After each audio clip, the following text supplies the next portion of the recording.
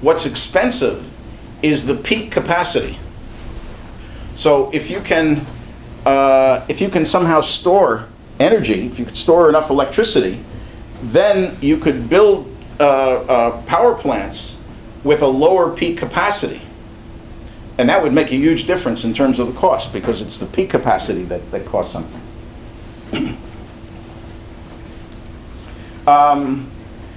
It reduces the propagation of disturbances and thus reduces instability and fragility of complex, expensive systems. So the benefits of storage: reduces the propagation of disturbances, allows economies of scale. We're going to talk about that as well.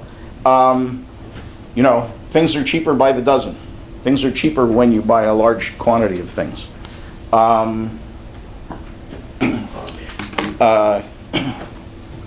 I printed a book, and what I discovered is that if you ask them what the price of various quantities are, they will give you quotes for specific numbers. It costs this much for 1,000 copies and this much for 2,000 copies and so on.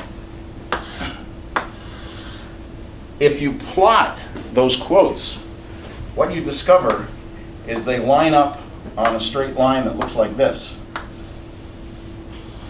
They don't tell you that, but that's what the cost. So the cost of 100 copies is here. The cost of 200 copies is here. So it's linear in the number of copies plus a constant. Okay? So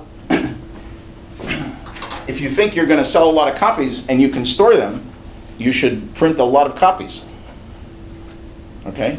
But if you're not sure, then you have to print fewer, and we're going to get into demand risk and so on when we talk about other kinds of issues. So you get the per unit discount when you buy more of things, and you can only buy more of things if you're willing to store things. Okay? So that's volume purchasing or volume production. Setups is sort of a similar graph. The time that it takes to make a batch of some number is going to be equal to a setup time plus something linear in the number of parts that you're making.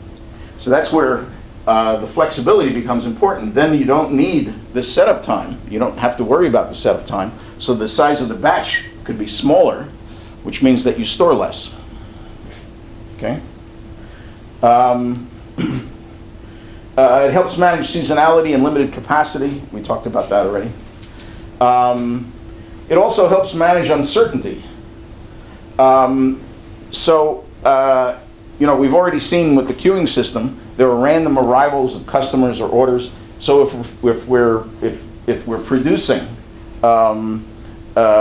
material and customers arriving at random, then there could be some periods of time when there's a very high, short-term high demand, and other times when there's a short-term low demand. If we want to satisfy the customers when they arrive during the high demand periods, we have to have storage. For long-term, we have to think about what the total, and this gets back into the capacity issue, what's the total demand for a product in the future, and then we have to decide the trade-off between what the capacity of our factory is going to be and the amount of storage that we're going to have to meet that demand. Also, there's a financial cost that's associated with storage, with inventory in particular.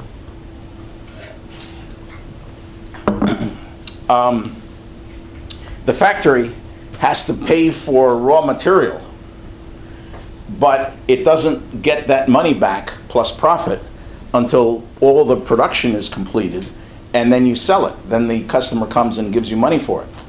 So the more inventory that you have, the more of your money is tied up, and you're paying at a certain, interest rate, a certain percent of that over time. Okay.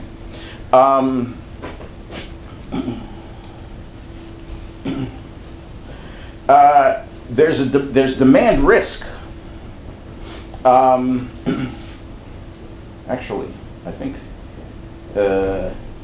I think I forgot to change the heading, and this is supposed to say costs, not motives, not benefits. So I forgot to change the heading for this one. Sorry. So these are the costs. So there's the financial costs, the demand risk issue. So items lose value, or an item is unsold due to the time value. So we're going to talk about the news vendor problem later on in this hour, in this lecture, in which the news vendor decides how many copies of today's Globe he's going to buy from the publisher, from the Globe, based on how many he thinks he can sell. And the uncertainty in selling them, and the costs involved, we'll see. Obsolescence. Well, actually, all of these items are going to be different ways of saying sort of the same thing. The newspaper certainly becomes obsolete. Tomorrow, today's newspaper is not worth so much. But also, if you're making high-tech products, you know that they lose value very rapidly, because very rapidly somebody's going to come along with the next generation. Fashion is something similar. Items go out of fashion fairly soon, so you don't want to buy too many of this year's fashions, because next year there's going to be something else. There's also a holding cost. It costs money just to store the stuff, just for the warehouse space to store it. And there's also this general term shrinkage, which means that things somehow go away due to damage or theft or spoilage, or actually in a big warehouse with lots of different products. I've heard of stories where things actually get lost in the warehouse. People can't find them. Okay, and when you finally find them, it's it's last year's fashions. Okay, this is a good time to take a break. So let's take a break until 10:22 or so.